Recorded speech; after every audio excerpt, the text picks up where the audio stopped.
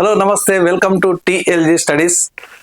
Okay, ఈరోజు వ్యాకరణాంశాలు, అదేవిధంగా పాఠ్యపుస్తకాలు, పదజాలము, తెలంగాణ సాహిత్యము అండ్ సంస్కృతికి సంబంధించినటువంటి అన్ని బిట్స్ మీద, అదేవిధంగా పఠనావగాహన అంటే ఎక్కువగా అపరిచిత పద్య భాగం సంబంధించి ఎక్కువగా ఇవైతే మనము చూద్దామండి.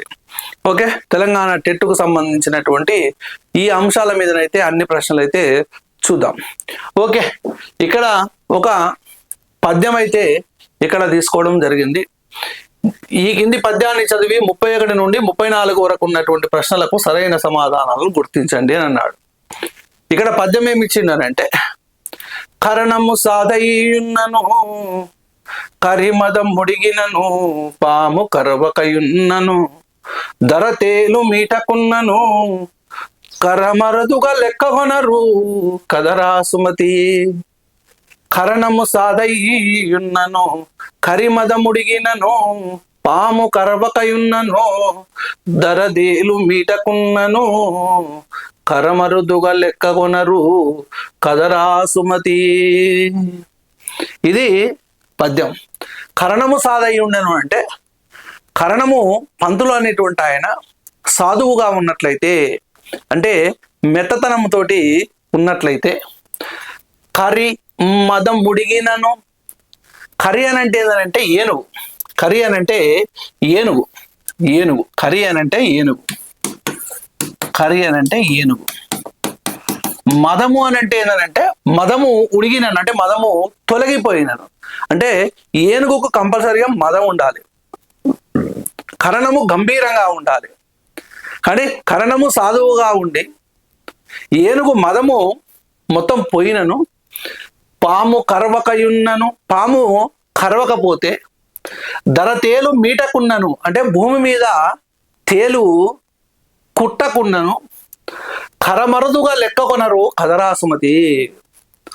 అంటే కర్ణము సాధుగా ఉంటే, ఏనుగు మదము పైన పాము కరవకపోతే, తేలు కుట్టకపోతే ఈ భూమి మీద ఎవరు లెక్కగొనరు అని అంటే లెక్కలోకి తీసుకోరు అనేటువంటిది ఈ పద్యం యొక్క అర్థము. ఇది సుమతి శతకంలో నుంచి పద్యము. ఈ సుమతి శతకంలో ఉన్నటువంటి ఛందస్సు కంద ఛందస్సు. ఎమ్మటే గుర్తుపట్టవచ్చు, చూడంగానే ఇది కంద ఛందస్సు అని చెప్పొచ్చు. ఎందుకనంటే పొట్టి పొడుగు ఉంది కాబట్టి. అంటే మొదటి పాదమేమో పొట్టి, మొదటి పాదము పొట్టి, రెండవ పాదము పొడుగు, మూడవ పాదము పొట్టి, నాలుగవ పాదము పొడుగు. ఈ విధంగా కందపద్యం అనేటువంటిది ఉంటుందండి. కందపద్యం యొక్క చివర్ల తప్పనిసరిగా గురువు అనేటువంటిది ఉంటుంది, చివర్ల తప్పనిసరిగా గురువు అనేటువంటిది ఉంటుంది.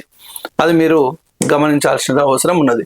ఓకేనా, ఇది పద్యం. ఈ పద్యం కింద కొన్ని ప్రశ్నలు అనేటువంటివి ఇవ్వడము జరిగింది. ఆ ప్రశ్నలు చూద్దాం. ఎటువంటి కరణమును లెక్కించరు జనులు అని అన్నాడు. ఆప్షన్ 1 మంచివాడు, ఆప్షన్ 2 కోపిష్టి, ఆప్షన్ 3 సాధువు, ఆప్షన్ 4 లంచగొండి. ఆన్సరు ఫస్ట్ చెప్పిన సాధువునైనను లెక్కించరు జనులు అని అన్నారు. సాధువు ఇస్ ద కరెక్ట్ ఆన్సర్. ఏ పామును చూసి భయపడరు? ఆప్షన్ 1 బుసకొట్టని, ఆప్షన్ 2 కరవని, ఆప్షన్ 3 కూరలు లేని, ఆప్షన్ 4 విషము లేని. ఆన్సర్ వచ్చేసేసి కర్వని అనేటువంటిది మీకు తెలుసు, ఆల్రెడీ నేను చెప్పినాను కాబట్టి. ఇచ్చిన పద్యంలో కుట్టకున్నను అనే అర్థం వచ్చేటువంటి పదం ఏది? ఆప్షన్ ఏ సాధయున్నను, ఆప్షన్ 2 కర్రిమద ముడిగినను, ఆప్షన్ 3 దరతేలు, ఆప్షన్ 4 మీటకున్నను ఇస్ ద కరెక్ట్ ఆన్సర్. ఇచ్చిన పద్యంలో కరిమద ముడిగిన అనే అర్థం ఏమిటంటే మదముతో ఉన్న ఏనుగు, కరిమతో ఉన్న ఏనుగు, మదము తగ్గిన ఏనుగు, ముదము తగ్గిన ఏనుగు. అంటే ఆన్సర్ వచ్చేసేసి మదము తగ్గిన ఏనుగు is the correct answer. Okay, ఇంకొకటి ఏంటంటే ఇక్కడ ఒక గద్య భాగం, ఒక ప్యాసేజ్ ఇచ్చి ఆ ప్యాసేజ్ కింద ప్రశ్నలు అనేటువంటివి ఇవ్వడము జరిగింది. ఈ ప్యాసేజ్ కింద ప్రశ్నలు అనేటువంటి అందరు చేస్తారు కాబట్టి దీని మీద ఎక్కువగా కాన్సన్ట్రేషన్ చేయాల్సిన అవసరము లేదండి. ప్యాసేజ్ ఇచ్చి ప్యాసేజ్ కింద ప్రశ్నలు ఇచ్చారు కాబట్టి ఇది అందరూ చేస్తారు కాబట్టి దీని గురించి టెన్షన్ పడాల్సిన అవసరము లేదు. రైట్, నెక్స్ట్ ఇంకో ప్రశ్న ఉన్నది, దీన్ని చూద్దాం. అంటే శాంత్య హింసలు ఇందులోని సంధిని గుర్తించండి అని అన్నాడు. శాంత్య హింసలు. ఇక్కడ ఆప్షన్ 1 అకార సంధి, ఆప్షన్ 2 యనాదేశ సంధి, ఆప్షన్ 3 ఉద్ధి సంధి, ఆప్షన్ 4 ఎడాగమ సంధి అని అన్నారు. మరి ఇక్కడ శాంత్య హింసలు అనేటువంటిది ఇందులో ఉన్నటువంటి సంధిని గుర్తించమని ఇక్కడ చెప్పడం జరిగింది. మరి ఇక్కడ ఏంది శాంత్య హింసలు అనేది చూసినట్లయితే ఇక్కడ విడదీసినట్లయితే శాంతి ప్లస్ అహింసలు, శాంతి ప్లస్ అహింసలు, శాంతి ప్లస్ అహింసలు. ఇక్కడ పూర్వస్వరం ఏంటిదనంటే ఈ, ఇక్కడ పరస్వరం ఏంటంటే ఆ. ఏంది మరి సంధి సూత్రం ఏంది ఎట్లా అని అంటే ఇక్కడ ఈకి ఆ వచ్చింది, ఈకి ఆ వచ్చింది కాబట్టి చాలా మంది ఇక్కడ ఈ వచ్చింది కాబట్టి ఈకార సంధి ఇత్వ సంధి అని అనుకుంటారు, కానీ కాదండి. ఇక్కడ ఈకి ఆ వచ్చింది కాబట్టి ఈ రెండు ఏమిటి అని అంటే అసవర్ణాలు అనేటువంటివి. ఈ రెండు సవర్ణాలు కాదు, అసవర్ణాలు. అసవర్ణాలు అని అంటే వేరే రకమైనటువంటి వర్ణం అన్నమాట. అంటే ఇక్కడ ఈ ఊరులకు అసవర్ణములైనటువంటి అచ్చులు పరమైనచో యావారాలు ఆదేశంగా వస్తాయి. యావారాలు ఆదేశంగా వస్తే ఆ సంధిని ఏమంటారు అని అంటే యనాదేశ సంధి అని అంటారు. యనాదేశ సంధి అని అంటారు. మరి ఇక్కడ యనాదేశ సంధి అనేటువంటి అన్నప్పుడు ఈ యనాదేశ సంధిలో ఈ యావారాలను ఏమంటారు అని అంటే ఎన్నులు అని అంటారు. ఎన్నులు అని అంటారు. సార్ మరి ఎట్లా వస్తుంది ఇది? యా ఎట్లా వస్తుంది అని అంటే ఈకి ఆ వచ్చింది, అంటే ఈకి అసవర్ణమైనటువంటి అచ్చు అనేటువంటిది రావడం జరిగింది. ఈకి అసవర్ణమైనటువంటి అచ్చు వచ్చినప్పుడు ఏం రావాలి? యా రావాలి. యా కానీ మరి ఇక్కడ సత్యహింసలు అని అంటే యా ఎక్కడ వచ్చిందండి? యా ఒత్తు వచ్చింది. మరి ఇక్కడ జాగ్రత్త ఏనండి, ఎప్పుడైనా కానీ మార్పు అనేటువంటిది ఈ రెండింటి మధ్యలోనే ఉంటది. మిగతా వాటి జోలికి పోవద్దు, ఈ రెండింటి మధ్యలోనే ఉంటది.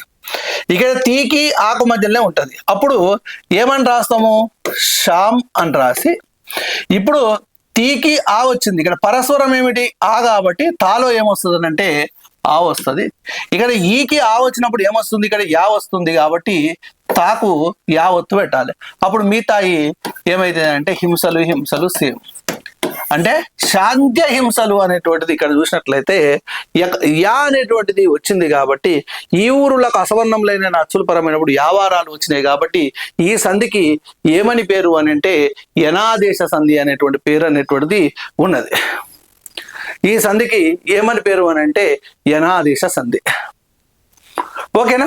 రైట్. మరి ఇంకా వృద్ధి సంధి అని ఇచ్చిండు. అకారమునకు ఏ ఐలు పరమైనప్పుడు ఐకారమును, ఓ అవులు పరమైనప్పుడు ఔకారమును వచ్చును. తర్వాత ఆ ఎడాగమ సంధి అంటే సంధి లేని చోట పరంపైనటువంటి స్వరంపునకు ఎడాగం వచ్చును, అది ఎడాగమ సంధి. అకార సంధి అత్తునకు సంధి బహుళంబు అనగు. ఇక్కడ ఏంది సార్ మరి అత్తు ఏంది, ఇత్తు ఏంది, ఉత్తు ఏంది అని చూసినట్లయితే అత్తు అని అంటే అత్త అనుకునేరు. అత్తు అని అంటే అత్త కాదు, జాగ్రత్తగా కాన్సన్ట్రేషన్ చేయాలి. అత్తు కాదు. అత్తు అని అంటే పొట్టి ఆను ఏమంటాం అని అంటే అత్తు అని అంటాం. తర్వాత ఇత్తు అని అంటే పొట్టి ఈను ఇత్తు అని అంటాం. ఉత్తు అని అంటే పొట్టి ఊను ఉత్తు అంటాం.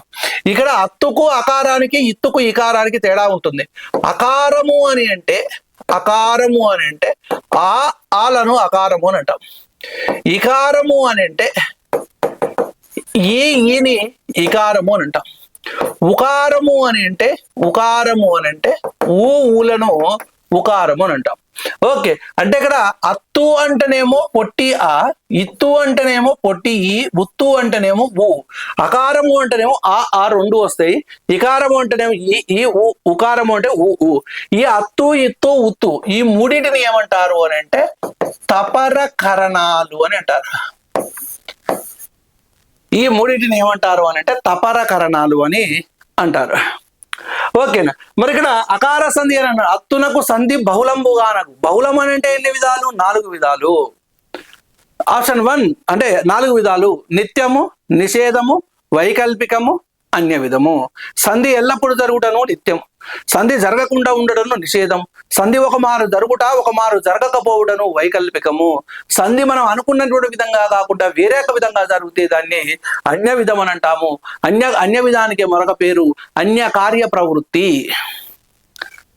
అన్య కార్య ప్రవృత్తి.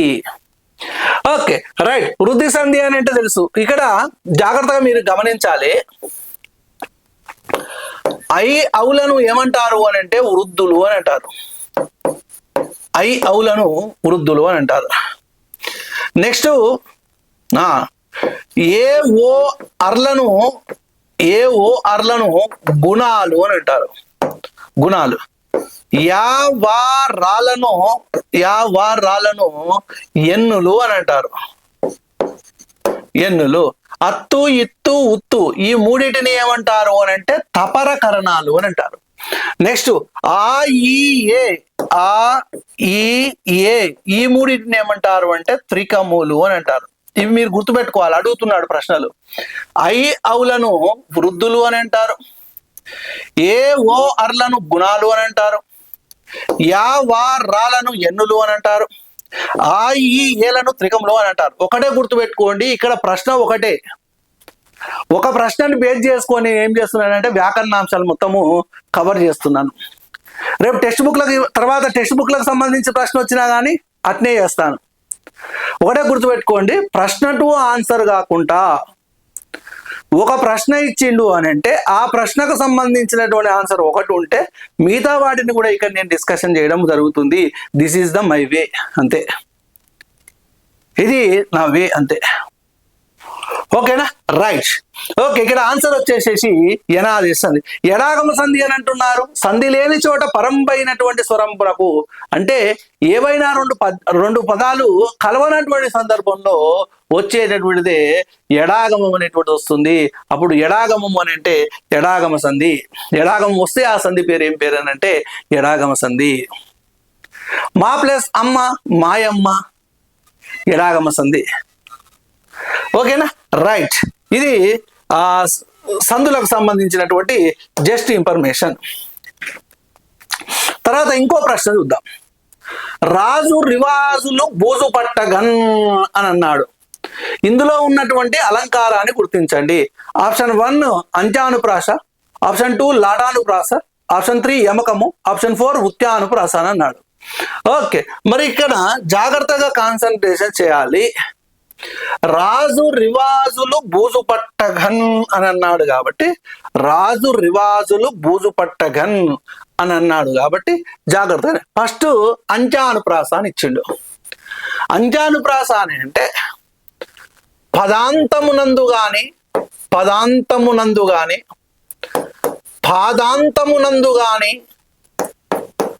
వాక్యాంతమునందు గాని ఒక హల్లు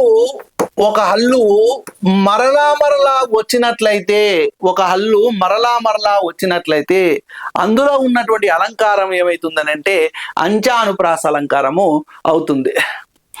పదాంతమునందు గాని, పాదాంతం అంటే పదం యొక్క చివర్లో గాని, పాదం యొక్క చివర్లో గాని, వాక్యం యొక్క చివర్లో గాని ఒక హల్లు మరలా వచ్చినట్లయితే ఆ అలంకారాన్ని ఏమంటాము అంటే అంత్యానుప్రాస అలంకారం అంటాం.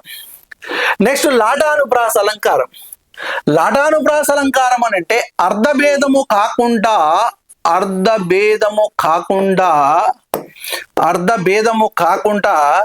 పదాలను తాత్పర్య భేదముతో అంటే తాత్పర్య భేదంతో చెప్పినట్లయితే దాన్ని లాటానుప్రాస అలంకారం అని అంటారు. ఇప్పుడు ఫర్ ఎగ్జాంపుల్, కమలాక్షు నర్చించు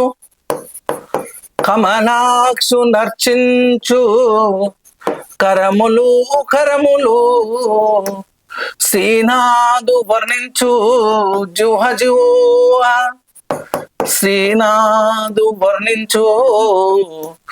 జూహ.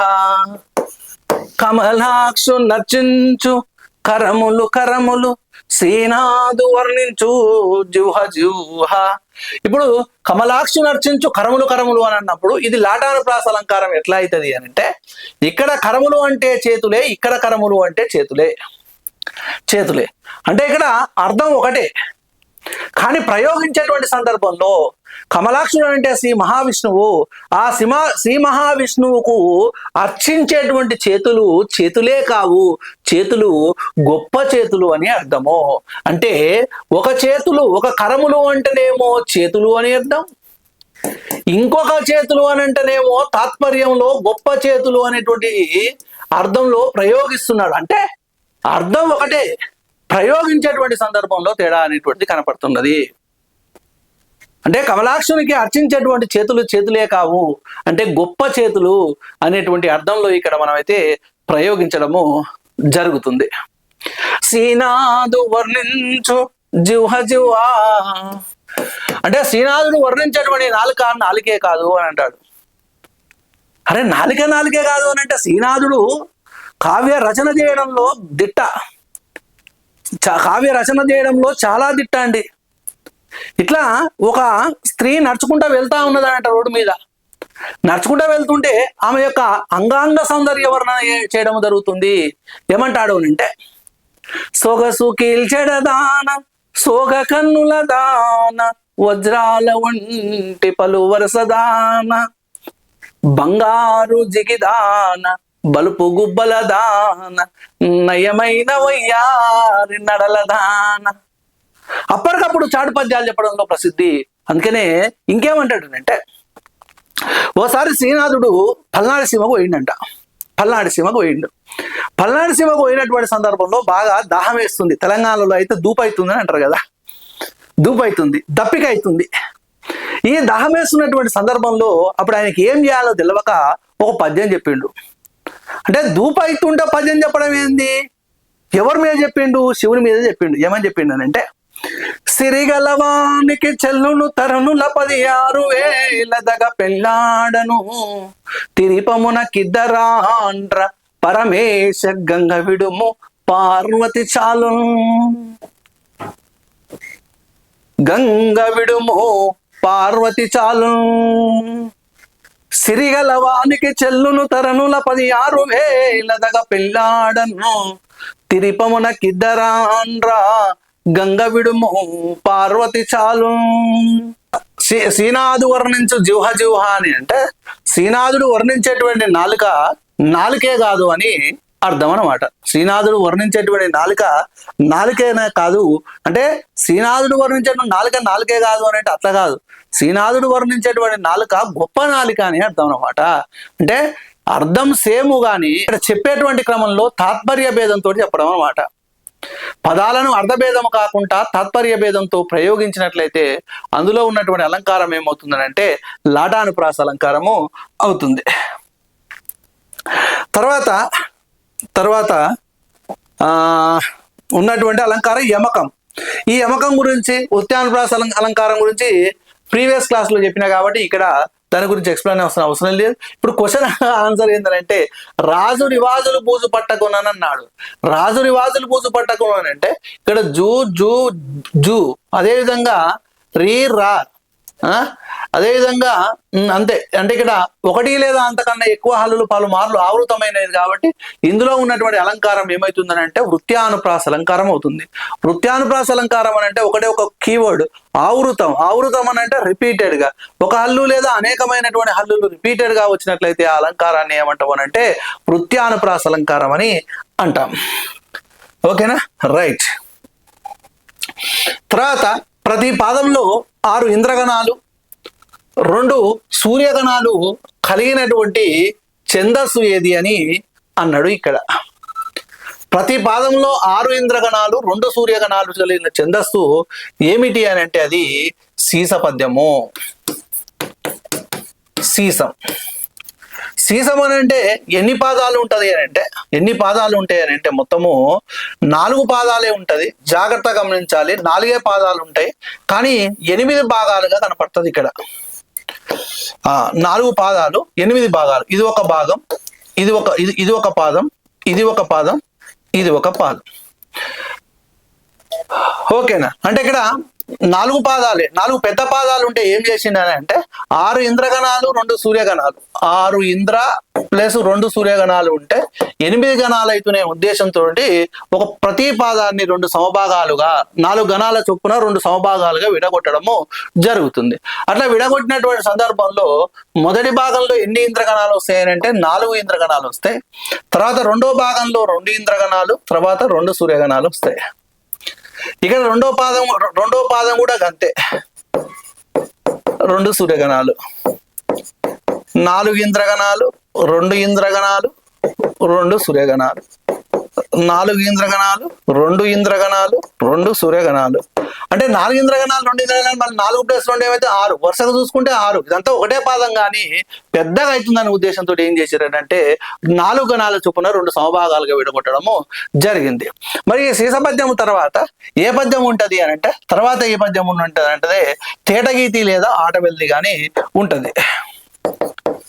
దానికి ఒక శ్లోకం ఉంటది, ఇంద్రగణముల్ 6, ఇంద్రగణముల్ 6 ఎనగణద్వయంబు పాదములందు బరగుచుండు, తేటగీతి అయినా ఆట వెలదియు అయినా చెప్పవలయును సీసము మీద. ఎంత బాగుంది చూడండి. ఇంద్రగణముల్ 6 ఇనగణద్వయంబు పాదమునందు బరగుచుండు, తేటగీతియు అయినా ఆట వెలదియు అయినా చెప్పవలయును సీసము మీద, చెప్పవలయును సీసము మీద. అంటే 6 ఇంద్రగణాలు 2 సూర్యగణాలు ప్రతి పాదమునందు ఉంటాయి. తేటగీతి గాని ఆటవెలది గాని సీసపద్యము తర్వాత ఉంటుంది అని దీని యొక్క అర్థము అని అర్థం. ఈ సీసపద్యం మరి యతి అని చూసినట్లయితే 1, 3, 5, 7 గణాల యొక్క మొదటి అక్షరాలకు యతి చెల్లును. యతి మైత్రికి బదులుగా ప్రాసయతి వాడవచ్చును. యతి మైత్రికి బదులుగా ప్రాసయతి వాడవచ్చును. ప్రాసనియమం పాటిస్తే పాటించవచ్చు, ప్రాసనియమం పాటించని అవసరము లేదు. సీసపద్యాలను రాయడంలో ప్రసిద్ధుడు ఎవరు అని అంటే శ్రీనాథుడు. ఇంతకుముందే చెప్పినాను. సీసపద్యాలను రాయడంలో ప్రసిద్ధుడు ఎవరు అని అంటే శ్రీనాథుడు. ఓకే, ఇది సీసపద్యానికి సంబంధించినటువంటి లక్షణాలు. ఈ సీసపద్యం తర్వాత ఉన్నటువంటి పద్యాలు ఏంది? తేటగీతి కానీ ఆటవెల్ది కానీ ఉండాలి. ఇక్కడ ఆప్షన్స్ ఇచ్చిండు. మళ్ళీ ఎప్పుడైనా నేను తేటగీతి కానీ ఆటవెల్ది వచ్చినప్పుడు అక్కడ చెప్పేస్తా. మనం ఛందస్సుకు సంబంధించి బిట్స్ ప్రాక్టీస్ చేసుకుంటాం కాబట్టి ఇక్కడ సీసపద్యం వచ్చింది కాబట్టి సీసపద్యం గురించి ఇక్కడ ఎక్స్ప్లెయిన్ చేయడము జరిగింది. 6 ఇంద్రగణాలు 2 సూర్యగణాలు కలిగినటువంటి ఛందస్సు ఏంటంటే సీసం. మళ్ళీ మొత్తం ఈ ప్రశ్నకే పోతుంది. ఎక్కువ ప్రశ్నలు మనము ప్రాక్టీస్ చేసుకోవాలి కాబట్టి. రైట్.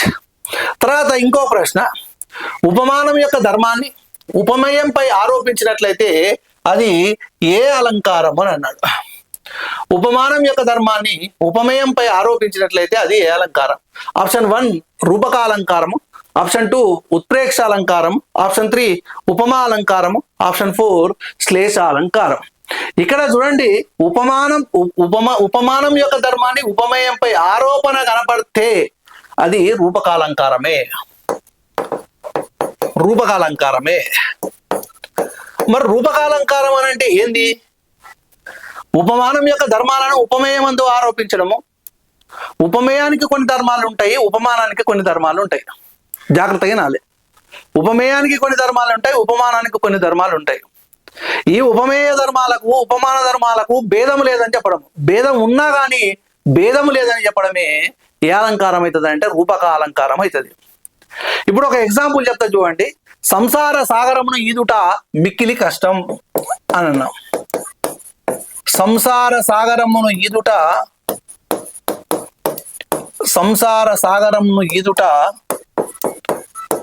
మిక్కిలి కష్టం అని అన్నాం. సంసార సాగరమును ఈదుట మిక్కిలి కష్టము అని అన్నప్పుడు ఇక్కడ సంసారం అనేటువంటిది ఉపమేయము, సాగరం అనేటువంటిది ఉపమానము.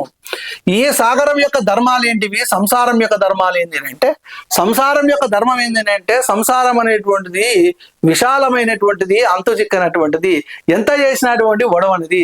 సంసారంలో కష్ట సుఖాలు అనేటువంటివి వస్తుంటాయి, పోతుంటాయి. ఒకసారి సంసారంలోకి దిగితే మళ్ళా బయటికి రాలేము. సాగరం కూడా విశాలమైనటువంటిది. సాగరంలో అలలు వస్తూ ఉంటాయి, పోతూ ఉంటాయి. సాగరము చాలా లోతైనది. అంటే ఈ సాగరం యొక్క ధర్మాలను సంసారమందు ఆరోపించి, సాగరం యొక్క ధర్మాలను సంసారమందు ఆరోపించి సంసారానికి సాగరానికి భేదము లేదు, రెండు ఒకటే అని చెప్పడమే ఏ అలంకారం అని అంటే రూపకాలంకారము. భేదం ఉన్నా కానీ భేదం లేదని చెప్పడమే ఏ అలంకారం అని అంటే రూపకాలంకారం. నగరారణ్యహోరు నరుడి జీవనఘోష అని అంటాడు. నగరారణ్యహోరు నరుడి జీవనఘోష. రుద్రమదేవి చండీశ్వరి దేవి జల జల పారించే శాత్రవుల రక్తంబు చెడని సెలయేరుగా. ఇక్కడ రుద్రమదేవికి చండీశ్వరి దేవికి భేదము ఉన్నా కానీ భేదం లేదని చెప్పడం జరుగుతుంది. కాబట్టి అందులో ఉన్నటువంటి అలంకారం ఏమవుతుంది అంటే రూపకాలంకారము అవుతుంది. అంటే ఇక్కడ రూపకాలంకారం అంటే ఏం లేదు, ఉపమానం యొక్క ధర్మమును ఉపమేయమందు ఆరోపించి ఉపమేయానికి ఉపమానానికి భేదం లేదని చెప్పడమే ఏమవుతుంది అంటే రూపకాలంకారము అవుతుంది. ఇంకా ఉత్ప్రేక్షాలంకారం అన్నాడు. ఉత్ప్రేక్ష అంటే ఒకటే గుర్తుపెట్టుకోండి, ఊహ ఊహ ఊహ ఊహ. ఉపమాన ధర్మ సామ్యము చేత ఉపమేయాన్ని ఉపమానంగా ఊహించి చెప్పినట్లయితే అది ఉత్ప్రేక్షాలంకారము. ఉపమాన ధర్మ సామ్యము చేత ఉపమేయాన్ని ఉపమానంగా ఊహించి చెప్తేనేమో అది ఉత్ప్రేక్షాలంకారము. అభేదం చెప్తేనేమో రూపకాలంకారము. ఉపమాలంకారం అని అంటేనేమో పోలిక పోలిక పోలిక పోలిక. ఉపమేయ ఉపమానమునకు మనోహరమైనటువంటి పోలికని చెప్తేనేమో ఉపమాలంకారం. శ్లేష అని అంటే ఏంటంటే అనేక అర్థములు ఆశ్రయించి చెప్పుటం ఏమంటారు అంటే శ్లేషాలంకారము అంటారు. పదాలను విరవడం వల్ల విరకపోవడం వల్ల కూడా శ్లేష అనేటువంటిది లభిస్తుంది. పదాలను విరవడం విరకపోవడం అనేటువంటిది దానికి ఉదాహరణ చెప్తా, జాగ్రత్తగా వినండి. ఇవాళే మా విడాకులు వచ్చాయి అని అన్నాం. ఇవాళే మావిడాకులు వచ్చాయి అని అన్నాం. ఇవాళ మావిడాకులు వచ్చాయి అని అంటే మామిడాకులు అని అంటే మ్యాంగో లీవ్స్ అని అర్థం. ఇవాళ మావిడాకులు మా ఇంటికి వచ్చినాయని ఒక అర్థం. ఇప్పుడు ఈ మావిడాకులు అనేటువంటి దాన్ని ఏం చేసిండనంటే మా ఒకసారి విడాకులు ఒకసారి ఏం చేసిండంటే రెండింటి విరిచిండు.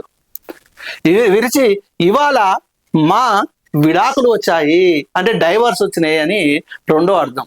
ఇవాళ మా విడాకులు వచ్చినాయని ఒక అర్థం, ఇవాళ మా విడాకులు వచ్చినాయని రెండో అర్థం. ఈ వాక్యంలో రెండు అర్థాలు ఉన్నాయి కాబట్టి ఇందులో ఉన్నటువంటి అలంకారం ఏమవుతుందనంటే శ్లేష. శ్లేష ఎక్కువగా ఇవి అడుగుతున్నాడు. మిమ్ము మాధవుడు రక్షించుగాక, మిమ్ము మాధవుడు రక్షించుగాక అని అంటే మిమ్ము మాధవుడు అంటే ఒక అర్థం ఏంటనంటే శ్రీ మహావిష్ణువు రక్షించుగాక అని ఒక అర్థం. మిమ్ము మాధవుడు అని అంటే మూలో ఊ ఉంది, అప్పుడు ఊతోటి మాధవుడు కలిపి ఉమాధవుడు అని అంటారు. ఉమ యొక్క భర్త ఎవరనంటే శివుడు. మిమ్మల్ని శివుడు రక్షించుగాక అని రెండో అర్థం. మిమ్మల్ని శ్రీ మహావిష్ణువు రక్షించుగా కానీ ఒక అర్థం, మిమ్మల్ని శివుడు రక్షించుగా కానీ రెండో అర్థం ఉంది. కాబట్టి ఇందులో ఉన్నటువంటి అలంకారం ఏమవుతుందనంటే శ్లేషాలంకారం అంటారు. మానవ జీవనము సుకుమారము. మానవ జీవనము సుకుమారము. మానవ జీవనము సుకుమారం అని అంటే మనిషి జీవితం సుకుమారంగా ఉంటుందని ఒక అర్థం. మా నవ అంటే కొత్త జీవితం, మా కొత్త జీవితం సుకుమారంగా ఉన్నదని రెండో అర్థం. ఇక్కడ రెండు అర్థాలు ఉన్నాయి కాబట్టి అది శ్లేషాలంకారం. రెండు అర్థాలు ఉంటే దాంట్లో ఏమవుతుందంటే శ్లేషాలంకారం. ఆ వాన కోయిలను పూర్తిగా తడిపింది, ఆ వాన కోయిలను పూర్తిగా తడిపిందని ఒక అర్థం, ఆ వాన కోయిలను పూర్తిగా తడిపిందని రెండో అర్థం. వాడి కత్తి తీసుకురండి, వాడి కత్తి అంటే వాని యొక్క కత్తి తీసుకురండి అని ఒక అర్థం. వాడి అంటే షార్ప్గా ఉన్నటువంటి కత్తి తీసుకురమని రెండో అర్థం. ఆమె లత పక్కన నిల్చుంది అంటే ఆమె లత అనేటువంటి అమ్మాయి పక్కన నిల్చుందని ఒక అర్థం. ఆమె లత అంటే తీగ పక్కన నిల్చుందని రెండో అర్థం. అంటే ఇట్లా అనేక అర్థాలు ఆశ్రయించి చెప్తే ఆ అలంకారాన్ని ఏమంటారు అని అంటే శ్లేషాలంకారం అని అంటాం. ఉత్ప్రేక్ష అంటే ఊహ అని చెప్పాం. ఊహ మండే ఎండ నిప్పుల కొలిమ అన్నట్లుంది అని అన్నాను. మండే ఎండ నిప్పుల కొలిమ అన్నట్లుంది, మండే ఎండ నిప్పుల కొలిమ అన్నట్లుంది. అంటే ఇక్కడ మండే ఎండ నిప్పుల కొలిమ అన్నట్లుంది అని అంటే ఇక్కడ ఊహించిండు అంతే. ఆ ఎండను చూస్తే నిప్పుల కొలిమిలాగా ఉన్నది అని ఊహించండు. అట్లా కాకుండా మండే ఎండ నిప్పుల కొలిమి వలె ఉన్నది అని పక్కా ఇది అని చెప్పింది అనుకోండి, అది ఏమవుతుంది అంటే ఉపమాలంకారం అవుతుంది. అట్లా కాకుండా ఊహించింది అనుకోండి, అది ఉత్ప్రేక్షణ. ఒక లావడి మనిషి రోడ్డు మీద నడుచుకుంటూ పోతుండు. వాడేంద్ర పంది లెక్క ఉన్నాడు అని అంటాం. అరే వాడు పందా అన్నట్లు ఉన్నాడు అని అంటేనేమో ఉత్ప్రేక్ష, వాడు పంది వలె ఉన్నాడు అని అంటేనేమో ఉపమా. వాడు పంది వలె ఉన్నాడు అని అంటేనేమో ఉపమా, పందా అన్నట్లున్నాడు అనేటువంటి అది ఏమవుతుందంటే ఉత్ప్రేక్ష. అంటే ఊహిస్తేనేమో అది పక్కా చెప్పకపోతేనేమో అది ఉత్ప్రేక్ష. అట్లా కాకుండా వీడు ఇది అని పక్కా చెప్తేనేమో అది ఉపమాలంకారం. ఓకేనా, రైట్. ఇవి అలంకారాలకు సంబంధించి రూపకాలంకారం, ఉత్ప్రేక్ష అలంకారం, ఉపమాలంకారం, శ్లేషాలంకారం గురించి ఇక్కడైతే నేను ఎక్స్ప్లెయిన్ చేయడము జరిగింది. నెక్స్ట్, ఆ పురమేలు మేలు బలియంచు ప్రజల్ జయబెట్టుచుండ. ఆ పురమేలు మేలు బలిహెంచు ప్రజల్ జయబెట్టుచుండ.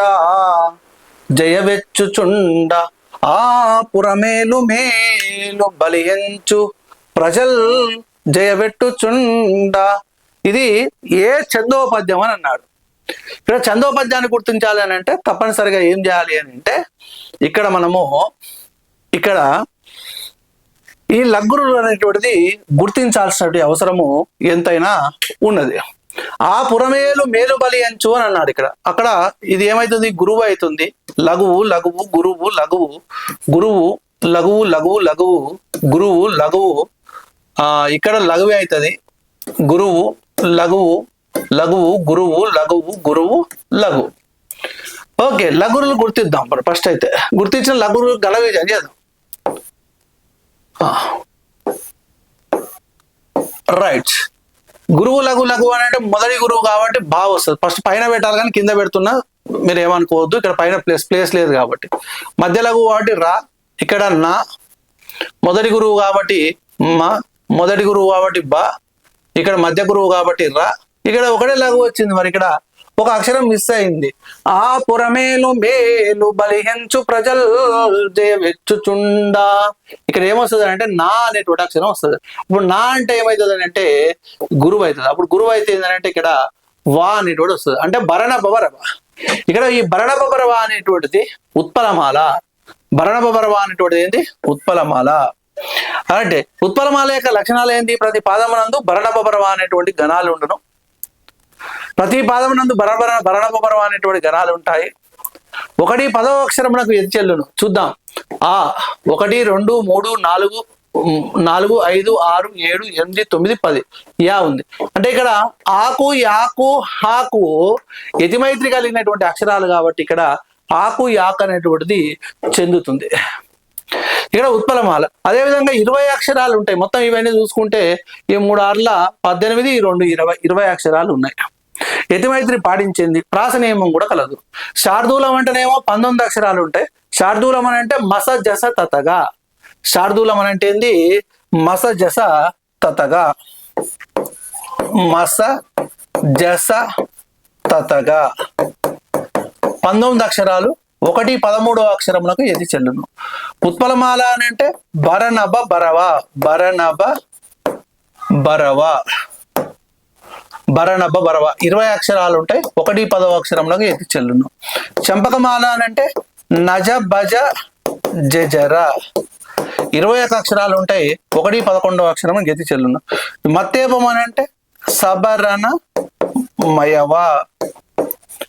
మత్తేపం. ఓకే, మత్తేపం కాబట్టి ఈ 20 అక్షరాలు 1 14వ అక్షరమునకు యతి చెల్లును.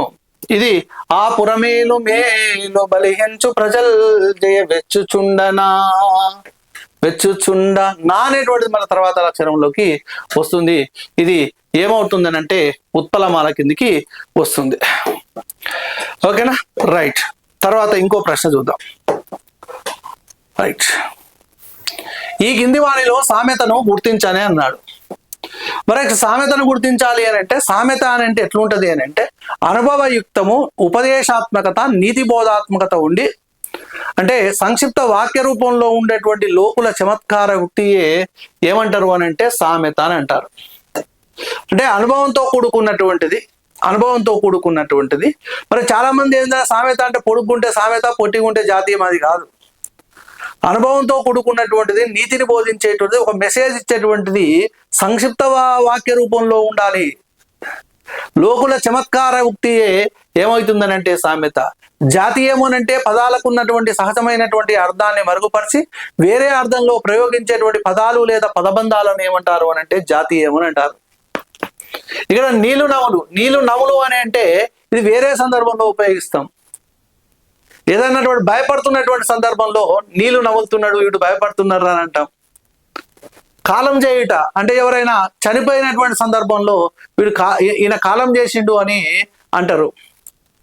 సచిన పాము అంటే చాలా బాధపడుతున్నటువంటి వ్యక్తిని దగ్గర పోయి ఇంకా బాధ పెట్టినాం అనుకోండి, అరే సచిన పాము సంపకుర్రా అని అంటారు. ఇక్కడ అయిన వాళ్ళకు ఆకులో కాని వాళ్ళకు కంచంలో పెట్టినట్లు, అంటే అయిన వాళ్ళకంటే బాగా ఉన్న వాళ్ళకేమో ఆకులో పెడతారు, కానటువంటి వాళ్ళకు కంచంలో, పేదవాళ్ళకేమో కంచంలో పెట్టినట్లు. అంటే ఇక్కడ అయిన వాళ్లకు ఆకులో కాని వాళ్లకు కంచంలో పెట్టినట్లు అనేటువంటి ఒక అనుభవంతో చెప్పినటువంటిది, ఒక నీతిని బోధించేటువంటిది, ఒక మెసేజ్ ఇచ్చేటువంటి విధంగా ఉంది. కాబట్టి ఇదే ఏమవుతుంది అని అంటే సామెత అవుతుంది.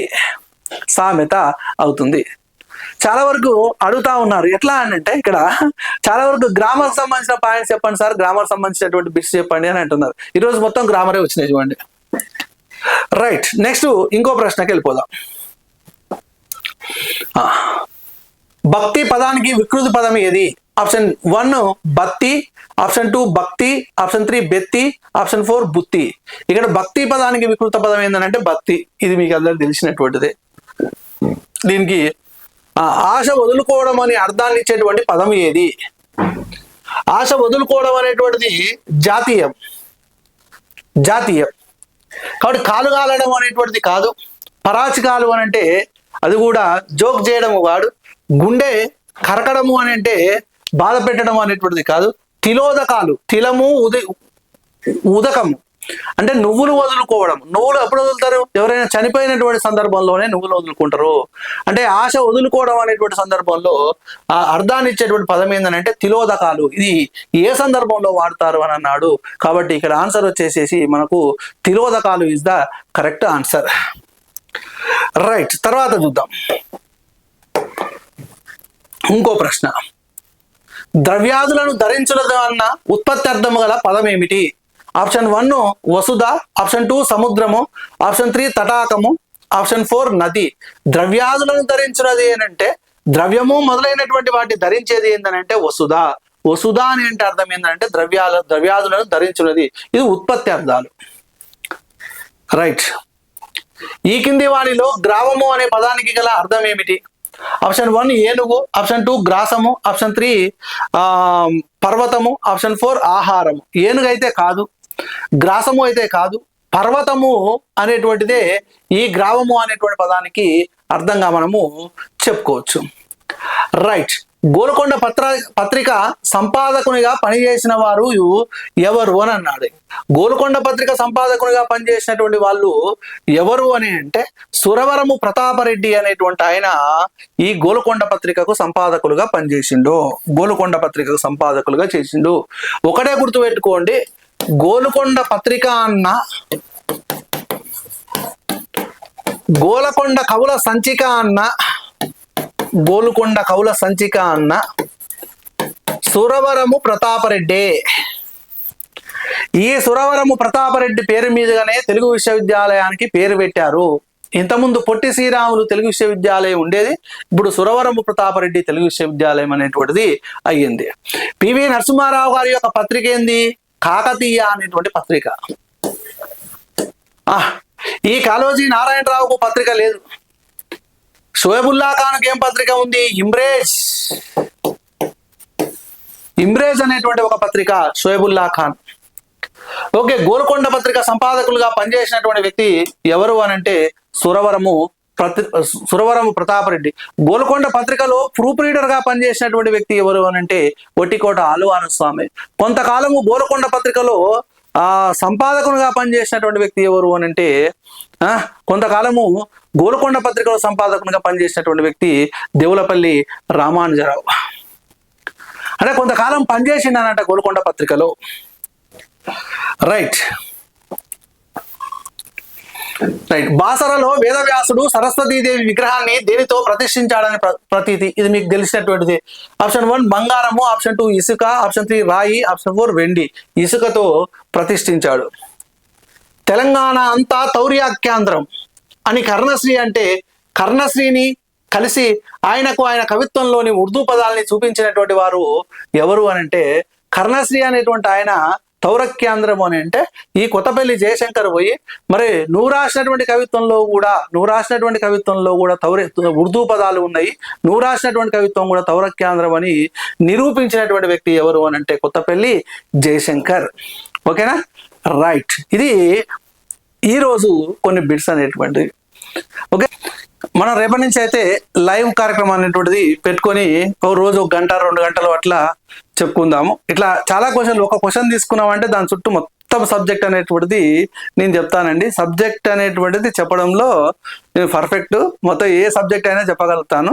This is the TET level. నేను నెట్, అదేవిధంగా school assistant, Gurukula, JLDL level చెప్పినటువంటి వ్యక్తిని. ఓకే, అది పక్కన పెట్టినట్లయితే ఇప్పుడు ఎవరైతే సబ్స్క్రైబ్ చేసుకోలేదో సబ్స్క్రైబ్ చేసుకోండి. ఒక అతను కమెంట్ అయితే పెట్టిండు, మీరు అడగాల్సిన అవసరం లేదు సార్, మేము కమెంట్లు పెడుతున్నాము, లైక్ చేస్తున్నాము, సబ్స్క్రైబ్ ఆల్రెడీ చేసుకున్నాము, అనేక మందికి మేము పంపిస్తున్నామని చాలా కమెంట్స్ అయితే పెట్టడం జరుగుతుంది. అందరికీ ధన్యవాదాలు. మంచి రెస్పాన్స్ ఇస్తున్నందుకు అందరికీ ధన్యవాదాలు. మీరు చేయాల్సినటువంటి పని అంటే వీడియో చూస్తున్నప్పుడు లైక్ చేయడమే మీ వంతు బాధ్యత. ఓకే, అందరికీ thank you. Wish you all the best.